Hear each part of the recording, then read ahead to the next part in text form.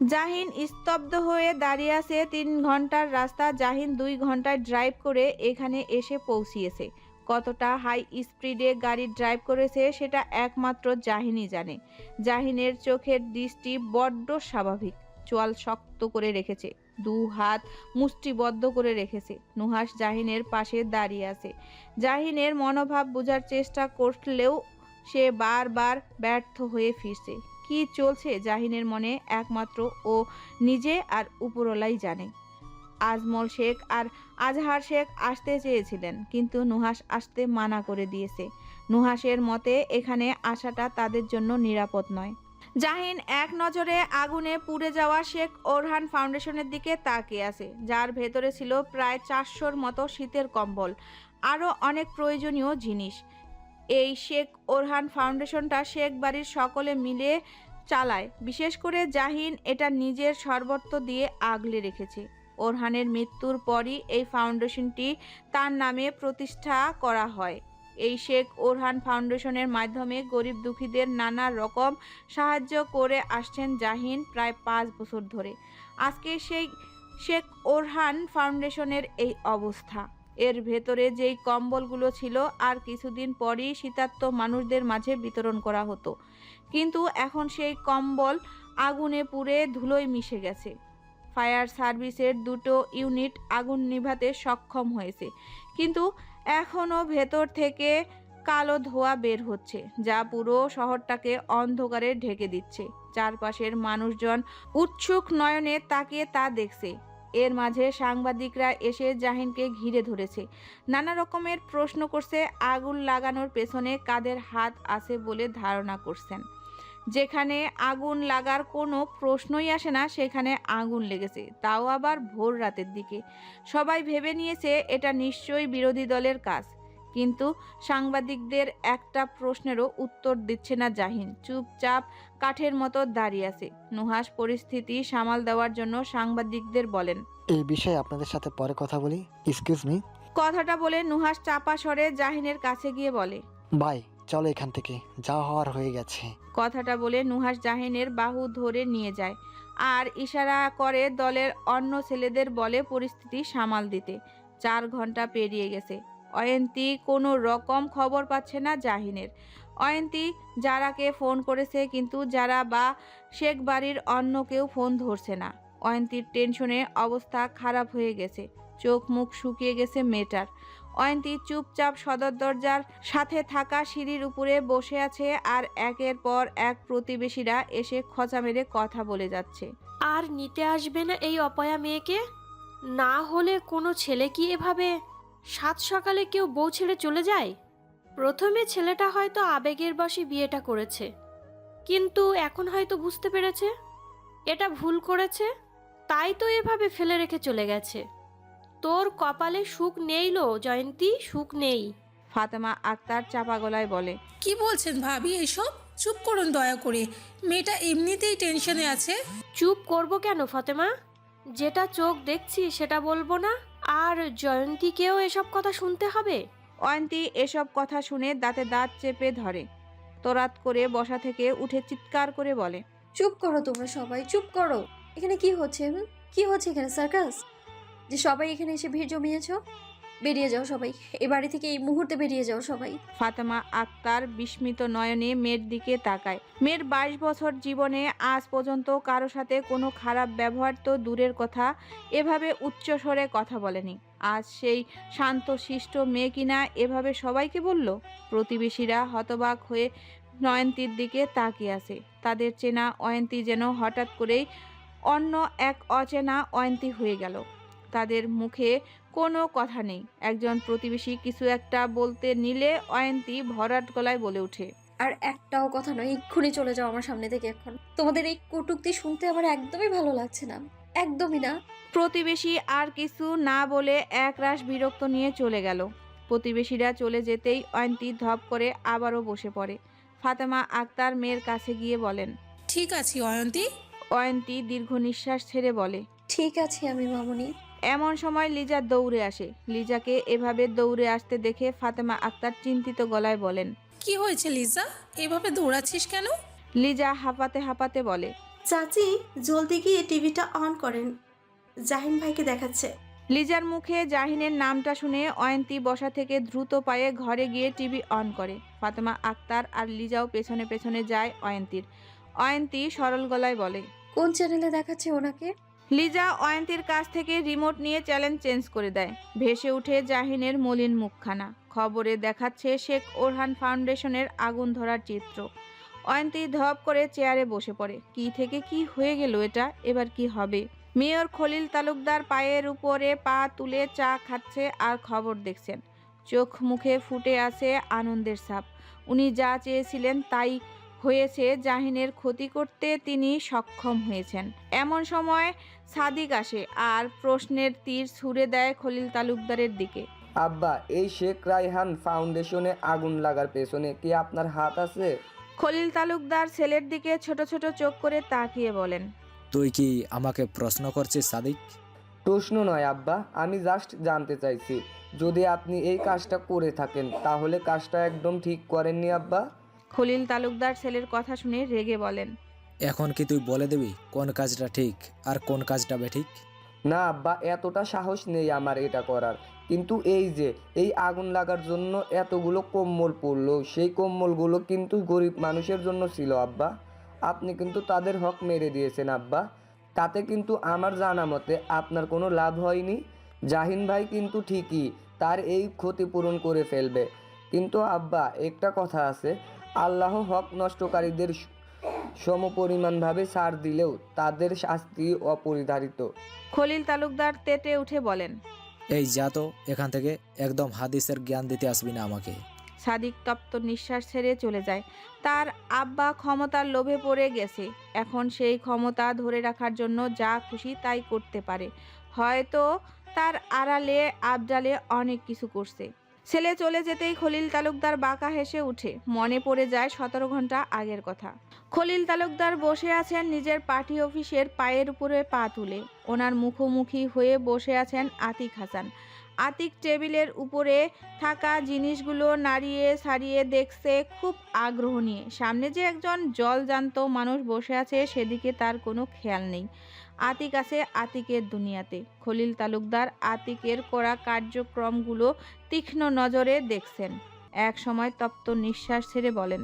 তোমাকে নিশ্চয়ই আমি আমার অফিসের জিনিসগুলো দেখার জন্য ডেকে আনিনি। আতিক তরাত করে খলিল তালুকদারের দিকে তাকিয়ে ভ্রু উঁচু করে বলে। খলিল তালুকদার রেগে কিছু বলতে গিয়েও থেমে যায়। এই ছেলেকে রাগিয়ে দিলে নিজেরই ক্ষতি করে বসবেন, তাই রাগটা দমন করে বলেন।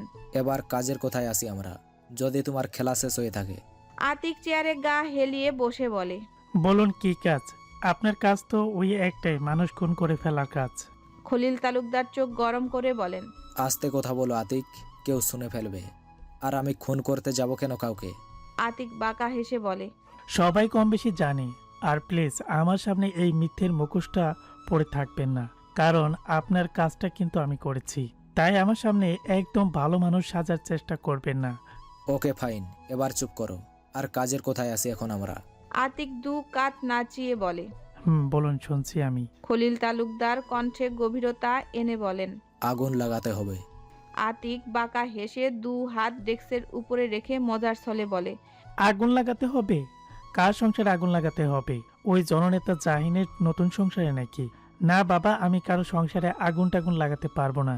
সংসার জীবন হচ্ছে একটা পবিত্র জীবন। সেই পবিত্র জীবনে অপবিত্র করতে চাই না আমি। পরে দেখবো আল্লাহ আমার সংসারে আগুন লাগিয়ে দিয়েছে। বলেই হাসতে থাকে। খলিল তালুকদার কপট রাগ দেখিয়ে বলেন। বড্ড কথা বলছো তুমি ইদানিং আতিক। আতিক হাসি থামিয়ে সিরিয়াস গলায় বলে। আচ্ছা আচ্ছা, সব কথা বাদ, এবার আপনি স্পষ্ট করে বলুন, ঠিক কি করতে চাইছেন আপনি? খলিল তালুকদার গুরু গম্ভীর গলায় বলেন।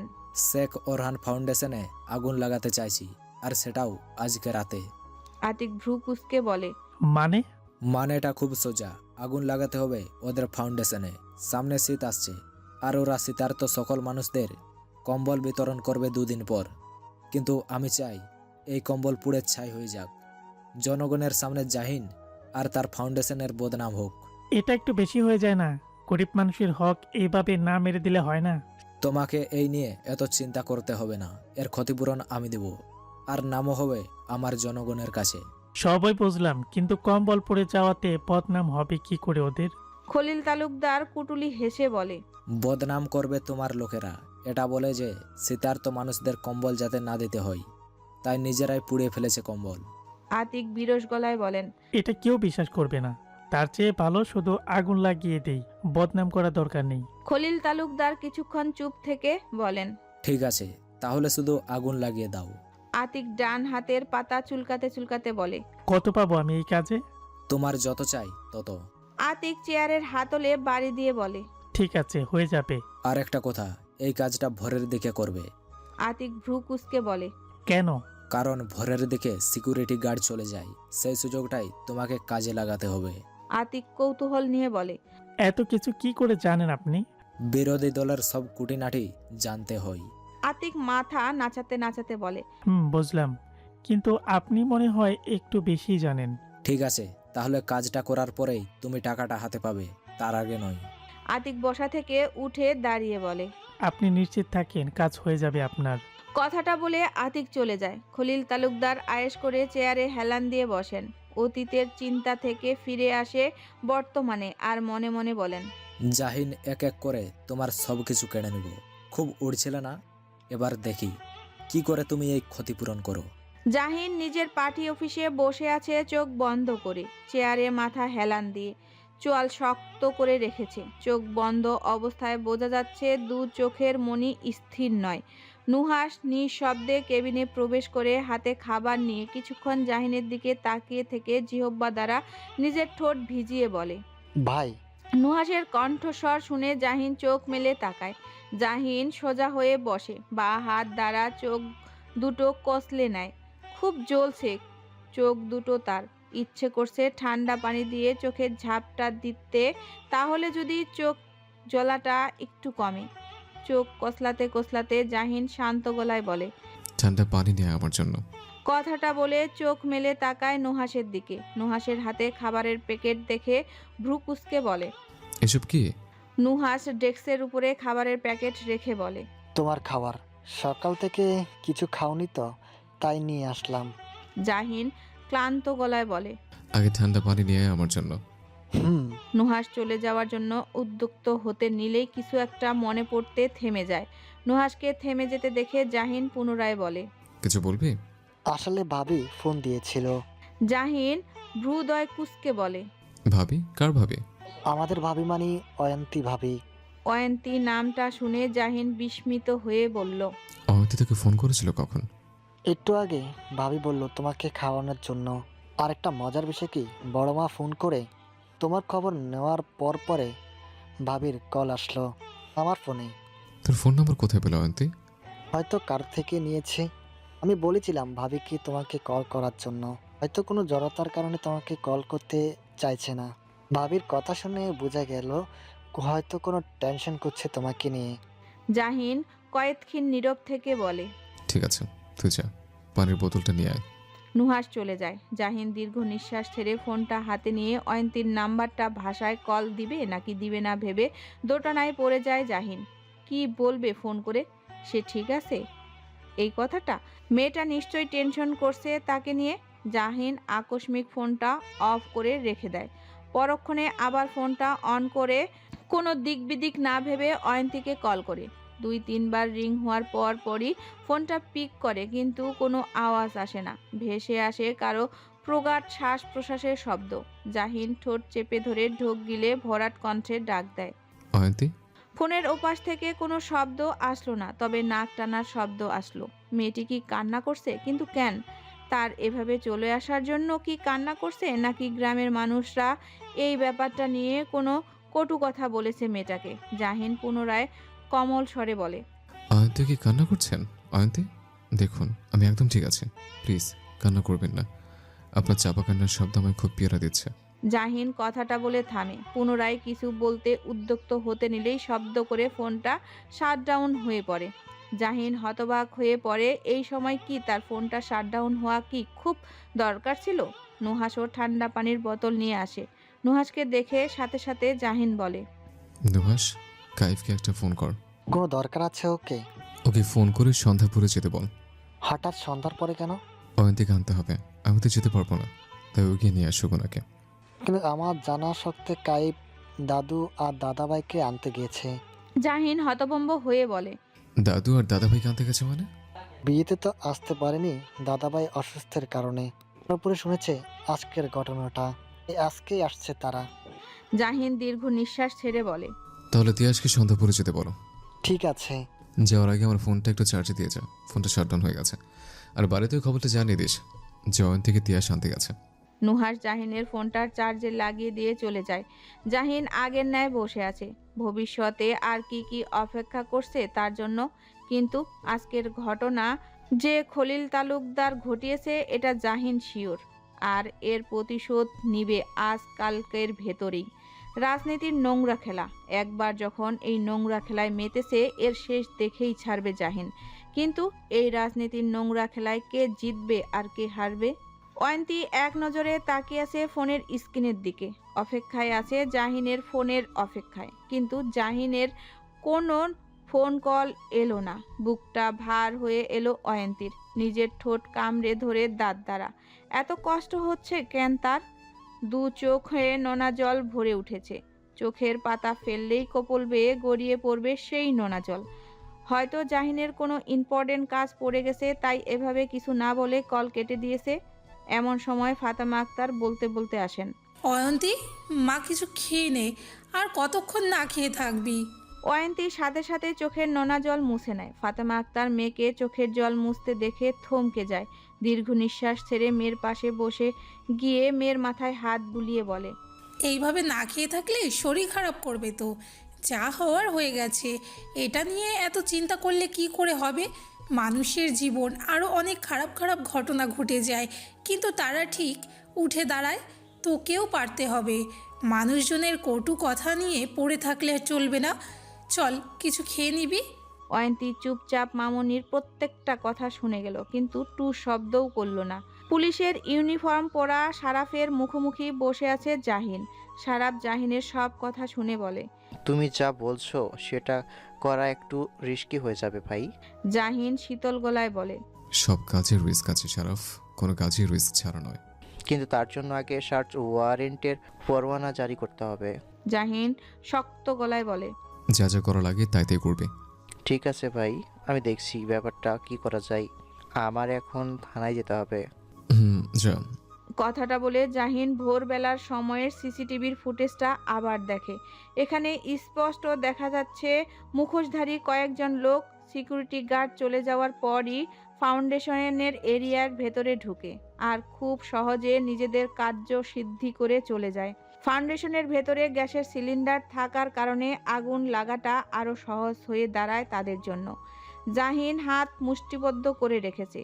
যদি এই লোকদের সামনে পেত এক মুহূর্তের জন্য, তাহলে ওদের জান নিয়ে নিত।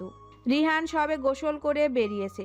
রিমোট হাতে নিয়ে টিভি অন করতেই ভেসে ওঠে আগুনে দগ্ধ হয়ে যাওয়া শেখ অরহান ফাউন্ডেশন। রিহান হতবাক হয়ে তাকিয়ে আছে, নিজের চোখকে এখনো বিশ্বাস করতে পারছে না। রিহান তড়িঘড়ি করে বালিশের নিচ থেকে ফোন বের করে মাকে ফোন করে, কিন্তু মা ফোন ধরছে না। তৃতীয়বার ফোন দেওয়ার সময় ধরল। রিহান অধৈর্য গলায় বলে, মা, এসব কি দেখাচ্ছে টিভিতে? ফাউন্ডেশনে আগুন লেগেছে মানে কি? বিরোধী দল আগুন দিয়েছে। মা, আমি বাড়ি আসছি এখনই। একদম না, এমনি বাড়ির আবহাওয়া গরম, তুই আসলে তোর বাবা আরো উত্তেজিত হয়ে যাবে। কিন্তু মা, এত বড় একটা দুর্ঘটনা ঘটে গেল আর আমি এখানে বসে থাকবো? পারবো না, আমি বাড়ি আসছি। জহুরা বেগম ধমকে স্বরে বলে, রিহান, মায়ের কথা শুন বাবা, এখানে পরিস্থিতি একটু বোঝার চেষ্টা কর। রিহান ধপ করে নরম বিছানায় বসে পড়ে আর তপ্ত নিঃশ্বাস ছেড়ে বলে, ঠিক আছে, এটাই লাস্ট বার। তোমার কথা শোনা, এরপর আর কথা শুনবো না তোমার। বলেই রিহান ফোন কেটে দেয়। জহুরা বেগম পড়েছে দোটানায়। ছোট ছেলেকে ছাড়া থাকতে একদম ভালো লাগছে না ওনার, কিন্তু আজমল শেখ যে ছেলের উপরে রেগে ফায়ার হয়ে আছেন। যদি ছেলেকে সামনে পায় তাহলে ছেলেকে আর আস্ত রাখবেন না, তাই স্বামীর রাগ পড়ার অপেক্ষায় আছেন। অয়ন্তী অল্প কিছু খেয়ে চুপচাপ বসে আছে, দৃষ্টি তার সবুজ শ্যাওলা পড়া পুকুরটার দিকে। পুকুরটার মাঝখানে দুটো সাদা রঙের রাজহাঁস। রাজহাঁস দুটি কি সুন্দর করে একজন আরেকজনের পেছন পেছন যাচ্ছে। এত মহব্বত রাজহাঁস জোড়া দুটোর মাঝে। অয়ন্তীর ঠোঁটের কোণে স্মিত হাসির রেখা ফুটে ওঠে। এমন সময় গাড়ির শব্দ ভেসে আসে উঠোন থেকে। অয়ন্তী চকিতে চমকে উঠে সোজা হয়ে বসে। নিশ্চয়ই জাহিন এসেছে তাকে নিতে। অয়ন্তী তাড়াতাড়ি করে রুম থেকে বের হয়ে সদর দরজার কাছে এসে দাঁড়ায়। জাহিনের গাড়ি তো ঠিকই এসেছে, কিন্তু জাহিনের বদলে গাড়ি থেকে বেরিয়ে আসলো অন্য এক পুরুষ। অচেনা পুরুষ মানুষটিকে দেখে এতক্ষণে উত্তেজনা আনন্দ নিমিষেই শেষ হয়ে গেল অয়ন্তীর। হামিদ খন্দকার তিয়াসের কাছে এগিয়ে এসে বলেন, তুমি কে বাবা? আঙ্কেল, আমি তিশান। জাহিন ভাই আমাকে পাঠালো ভাবিকে নেয়ার জন্য। হামিদ খন্দকার মাথা দুলাতে দুলাতে বলল, ও আচ্ছা। আসলে ভাই আসতে পারিনি, জানিনি তো ওখানে পরিস্থিতি কেমন। কি যে হয়ে গেল। আচ্ছা তুমি ভেতরে এসে বসো। না আঙ্কেল, বসবো না। আপনি ভাবিকে গিয়ে বলুন তৈরি হতে, আমি এখানেই অপেক্ষা করছি। তা কি করে হয়?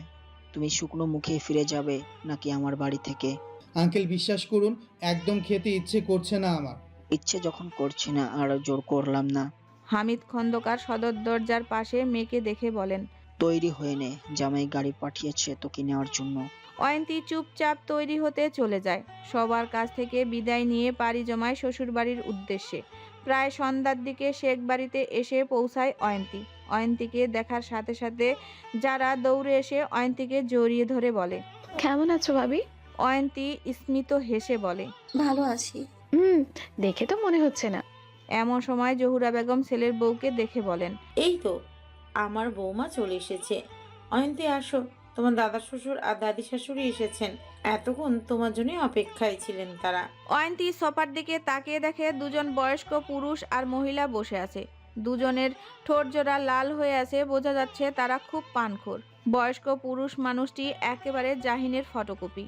অয়ন্তী ঢোক গিলে মাথায় ঘোমটা ঠিক করে এগিয়ে যায় দাদা শ্বশুর আর দাদি শাশুড়ির দিকে। জহুরা বেগম চোখের ইশারায় অয়ন্তীকে বলে তাদের সালাম করার জন্য। অয়ন্তী দাদির পা ধরে সালাম করতেই রোকেয়া বানু বিরস গলায় বলে ওঠেন, হয়েছে হয়েছে, সালাম করতে হবে না, সুখে থেকো। অয়ন্তীর মুখটা শুকনো হয়ে গেল। এমন ধরনের কথা শুনে বুঝতে পারলো দাদি শাশুড়ি খুব একটা সুবিধার হবে না। অয়ন্তী দাদা শ্বশুরকে সালাম করতে নিলে শেখ রেজাউল সাহেব অয়ন্তীর হাতটা ধরে ফেলে আর বসা থেকে উঠে দাঁড়িয়ে অয়ন্তীর মাথায় হাত দিয়ে স্নেহ ভরা গলায় বলেন, পা ধরে সালাম করতে হবে না, আমার নাতিকে নিয়ে সারা জীবন সুখে শান্তিতে থাকো, এই দোয়াই প্রাণ ভরে করি তোমাকে। অয়ন্তী বিনিময়ে মুস্কি হাসি দিল। রোকেয়া বানু আদেশের স্বরে অয়ন্তীকে বলেন, এই মেয়ে আমার কাছে এসে বসো তো, দেখি একটু। অয়ন্তী শাশুড়ি মায়ের দিকে তাকায়। জহুরা বেগম চোখের ইশারায় বসতে বলেন। অয়ন্তী রোকেয়া বানুর কাছে বসতেই অয়ন্তীর দু হাতে দুটো সোনার বালা পরিয়ে দিয়ে বলেন, নাট বউয়ের মুখ দেখলাম, প্রথমবারের মতো আর উপহার দিলাম তোমায় আমি। মেয়ে সাবধানে রেখো বালা জোড়া। অয়ন্তী মাথা হেলিয়ে সায় দেয়। রোকেয়া বানু এবার এক তিক্তময় কথা বলে ওঠেন, তা মেয়ে এই বাড়িতে পা রাখতে না রাখতেই আমার নাতির সর্বনাশ ঘটিয়ে দিলে। কি অপয়া মেয়ে গো তুমি। অয়ন্তী চমকে উঠে। বুকের ভেতরটা দমড়ে মুচড়ে যাচ্ছে কথাটা শুনে। এখানে এসেও তাকে অপয়া কথাটা শুনতে হলো। হয়তো এখান থেকেই শুরু হলো তার এই বাড়িতে অপয়া ডাকটা। বসার ঘরে সবাই হতভম্ব হয়ে তাকিয়ে আছে অয়ন্তীর দিকে। জহুরা বেগম শাশুড়ি মাকে বলেন, মা কি বলছেন আপনি এসব? ঠিকই তো বলেছি। আর ওর তো বিয়ে হওয়ার কথা ছিল রিহান দাদু ভাইয়ের সাথে, কিন্তু হয়ে গেল জাহিন দাদু ভাইয়ের সাথে। আজমল শেখ বলেন, মা এখন কি এই কথাগুলো না বললে নয়? শেখ রেজাউল সাহেব স্ত্রীকে ধমকে সরে বলেন, আহা রোকেয়া, তুমি চুপ করবে। জহুরা বেগম যারাকে বলে, যারা অয়ন্তকে নিয়ে উপরে যা, অনেকটা পথ জার্নি করে এসেছে। হ্যাঁ মা, ভাবি চলো। অয়ন্তী ঘোমটার আড়ালে চোখের নোনা জল মুছে নেয়। যারা অয়ন্তীকে নিয়ে উপরে চলে যায়। ননদ আর ভাবি করিডোর দিয়ে যাচ্ছে, এমন সময় যারা বলে, ভাবি, দাদুর কথাই কিছু মনে করো না। দাদু এমনই, কিন্তু যাকে একবার ভালোবেসে ফেলে তাকে একেবারে উচার করে ভালোবাসে। অয়ন্তী নিচু গলায় বলে, না না, ওনার কথা আমি কিছু মনে করিনি। এমন সময় আহান নিজের ঘর থেকে বের হয়ে চিৎকার করে বলে, ভাবি তুমি চলে এসেছো? আহান দৌড়ে এসে অয়ন্তীর কোমর জড়িয়ে ধরে। অয়ন্তী মুচকি হেসে আহানের গাল ধরে বলে, কেমন আছো তুমি আহান? আহান অভিমানী গলায় বলে, একটু ভালো নেই, তুমি চলে গেছো বলে খুব মন খারাপ হয়েছিল। আর মন খারাপ করতে হবে না, আমি তো চলে এসেছি। যারা পাশ থেকে আহানকে বলে, আহান ভাই, আবারও পড়তে বসকি। তোর না আর কয়েকদিন পরে বার্ষিক পরীক্ষা? আহান 2 হাত নিজের কোমরে রেখে রেগে বলে, একবার খালি আমার পরীক্ষাটা শেষ হোক, তারপর আমি তোমাকে এই কথাটা সারাদিন বলবো। কথাটা বলে মুখ ভেঙচি কেটে আহান নিজের ঘরে চলে যায়। যারা ভাবিকে বলে, ভাবি, তুমি গিয়ে ফ্রেশ হয়ে নাও। আর টেনশন করার মতন কিচ্ছু হয়নি, বুঝলে? এমন দুর্ঘটনা অনেক ঘটেছে আমাদের সাথে, কিন্তু তুমি নতুন তো, তাই হয়তো খারাপ লাগছে। আর একটা কথা, ভাইয়া হয়তো আজকে অনেকটা রাত করেই ফিরবে, তাই খাওয়া দাওয়া করে ঘুমিয়ে পড়বে। কথাটা বলে যারা নিজের ঘরে চলে যায়। অয়ন্তী দীর্ঘ নিঃশ্বাস ছেড়ে নিজের ঘরে চলে যায়। প্রায় রাত 12:30টার দিকে জাহিন আর নুহাস বাড়িতে ফিরে। নিজেদের কাছে বাড়ির চাবি থাকার কারণে কাউকে আর বিরক্ত করেনি। জাহিনের চোখে মুখে স্পষ্ট ক্লান্তির ছাপ, চুল উস্কো খুস্কো হয়ে আছে, সকালের পোশাক এখনো গায়ে। জাহিন নিজের ঘরে প্রবেশ করতেই থমকে যায় অয়ন্তীকে দেখে। অয়ন্তী সোফায় ঘুমিয়ে আছে। এই মেয়ে সোফায় ঘুমাচ্ছে কেন এত বড় বেড থাকতে? যারা ভাবিকে ভাইয়ের জন্য অপেক্ষা করতে না করলেও অয়ন্তী স্বামীর জন্য অপেক্ষা করছিল, কিন্তু কখন যে সোফায় ঘুমিয়ে গিয়েছে ক্লান্তিতে টের পায়নি। জাহিন ল্যাপটপ, ব্যাগ আর কোটটা চেয়ারের উপরে রেখে ধীর পায়ে এগিয়ে যায় অয়ন্তীর দিকে। জাহিন সেন্টার টেবিলের উপরে আস্তে করে বসে অয়ন্তীর দিকে অপলক দৃষ্টিতে তাকিয়ে থাকে। কতটা নিশ্চিন্তে ঘুমাচ্ছে মেয়েটা, কিন্তু আদৌ কি নিশ্চিন্তে ঘুমাচ্ছে অয়ন্তী? জাহিন ঢোক গিলে হাত বাড়িয়ে অয়ন্তীর কপালে উপরে পড়ে থাকা চুলগুলো আলতো করে সরিয়ে দেয়। জাহিনের কি হলো কে জানে, নিজের মুখটা এগিয়ে নেয় অয়ন্তীর ললাটের দিকে। অয়ন্তীর ললাটে নিজের ওষ্ঠ ছুতে যাবে, তখনই থেমে যায় জাহিন। চোখ বন্ধ করে চল শক্ত করে নিয়ে তপ্ত নিঃশ্বাস ছেড়ে ফিরে আসে অয়ন্তীর নিকট থেকে। জাহিন কিছুক্ষণ তবদা মেরে বসে রইল অয়ন্তীর সম্মুখে। দীর্ঘ নিঃশ্বাস ছেড়ে জাহিন নিজের কোমর বাঁকিয়ে আস্তে করে অয়ন্তীকে পাজাকোলে তুলে নেয়। ঘুমন্ত অয়ন্তীর মাথা গিয়ে ঠেকে জাহিনের প্রশস্ত বুকে। জাহিন এক পলক ঘুমন্ত অয়ন্তীর দিকে তাকিয়ে অগ্রসর হয় বেডের দিকে।